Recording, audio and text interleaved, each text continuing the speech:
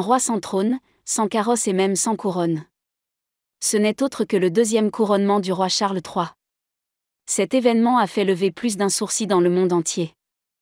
Levons le voile sur les mystères qui entourent la cérémonie du couronnement écossais.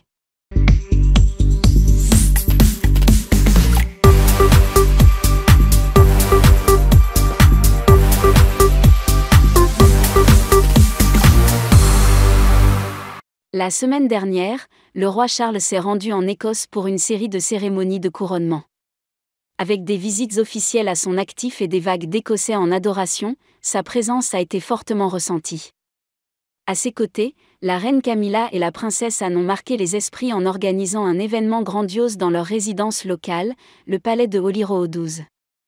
Le couronnement écossais par un second couronnement, vous avez demandé si ce n'était pas le premier, étonnamment non. Cette deuxième cérémonie porte une signification monarchique unique qui remonte au roi Charles Ier au XVIIe siècle, désireux d'affirmer sa souveraineté non seulement sur l'Angleterre, mais aussi sur toute la Grande-Bretagne. C'est lui qui a lancé la tradition du couronnement écossais. Depuis lors, cet événement sert à reconnaître officiellement les monarques en tant que souverains du Commonwealth. Avant hier, le roi Charles III n'était donc pas techniquement le roi de tous les territoires britanniques, et il a célébré cet événement capital de manière grandiose. Le coup d'envoi des festivités a été donné devant le palais historique de Holyrood, et un groupe de musique entraînant a fait résonner des airs écossais traditionnels dans la rue. Plus de 700 membres de la Royal Navy, de l'armée britannique et de la Royal Air Force ont défilé sur le Royal Mile. Cela a définitivement ajouté une touche de gloire supplémentaire à l'événement. Ensuite, le roi Charles et la reine Camilla ont entamé leur procession royale le long du célèbre Royal Mile d'Édimbourg, non loin de leurs successeurs, le prince William et la princesse Catherine les ont rejoints. La partie principale de l'événement, l'office religieux, s'est déroulée à la cathédrale St. Ce lieu a une histoire de près de 900 ans et a accueilli d'innombrables monarques. C'était donc le lieu idéal pour le service national d'action de grâce et de dédicace. Enfin, nous avons vu la famille royale sortir de sa voiture en grande tenue. Le roi Charles et la reine Camilla ont revêtu les robes de l'ordre du Chardon, l'ordre chevaleresque le plus prestigieux d'Écosse, et se sont préparés à un événement qui restera dans les mémoires. Le prince William a fait écho au choix de son père et a porté sa robe officielle. La princesse Catherine, qui aurait pu porter une robe de cérémonie comme elle l'avait fait lors du premier couronnement, a préféré rendre hommage à l'ordre des chevaliers et à l'ordre des chevaliers. Au lieu de cela, elle a rendu hommage au drapeau écossais dans une robe décontractée Royal Blue Coat de Catherine Walker et compagnie. Cette pièce a été portée lors de la cérémonie de Pâques de cette année. Elle a complété sa robe avec un nouveau chapeau Philippe Treaty, un bonnet bordeaux festonné et des chaussures en daim bleu. Elle portait autour du cou un collier de perles japonaises à 4 rangs. Il s'agit d'une pièce sentimentale de la collection de la reine Élisabeth qui a été portée lors des funérailles de la reine et du prince Philippe.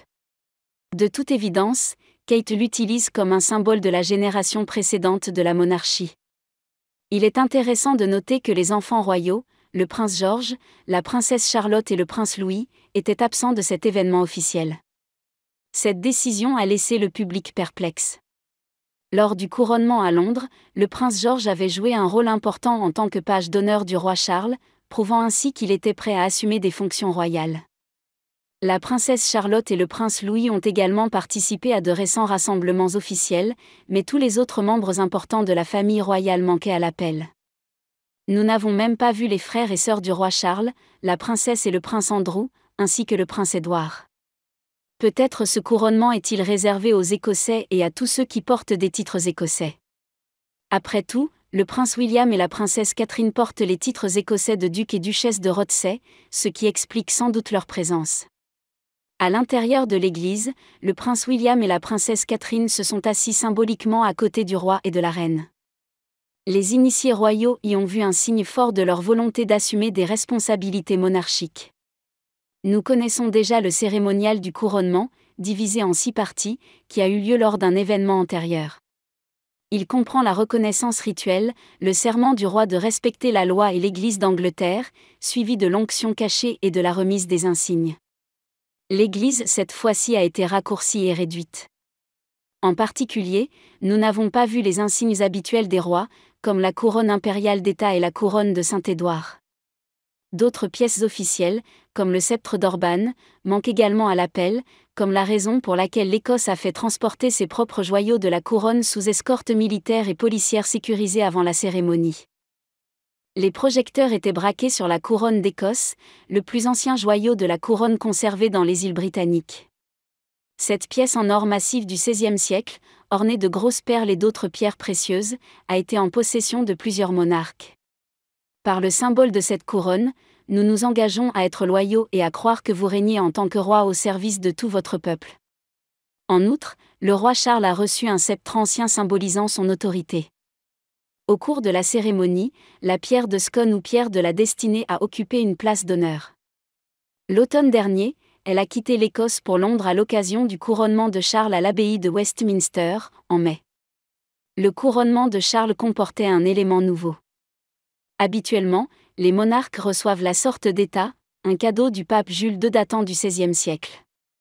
Cependant, cette pièce vieille de 400 ans est devenue trop délicate pour être utilisée de manière continue. Charles a donc commandé une nouvelle sorte d'épée, judicieusement nommée Élisabeth. Il est intéressant de noter que lorsque la reine Élisabeth II a été couronnée en Écosse, certains habitants ont été déçus par sa tenue vestimentaire. La reine portait des vêtements de jour plutôt que des robes de cérémonie, et n'avait pas apporté le traditionnel manteau de soie dorée habituellement présent lors du couronnement principal. Malgré la controverse, le roi et la reine actuelle ont suivi l'exemple de leurs prédécesseurs. Même sans la robe officielle, le second couronnement a été empreint d'une aura grandiose. Le service religieux a duré environ 1 heure et s'est achevé par la sortie du roi et de la reine de la cathédrale Saint-Gilles, où ils ont entamé leur procession officielle vers le château d'Édimbourg. Comme pour tout événement royal, une salve d'armes à feu a suivi la fin de l'office.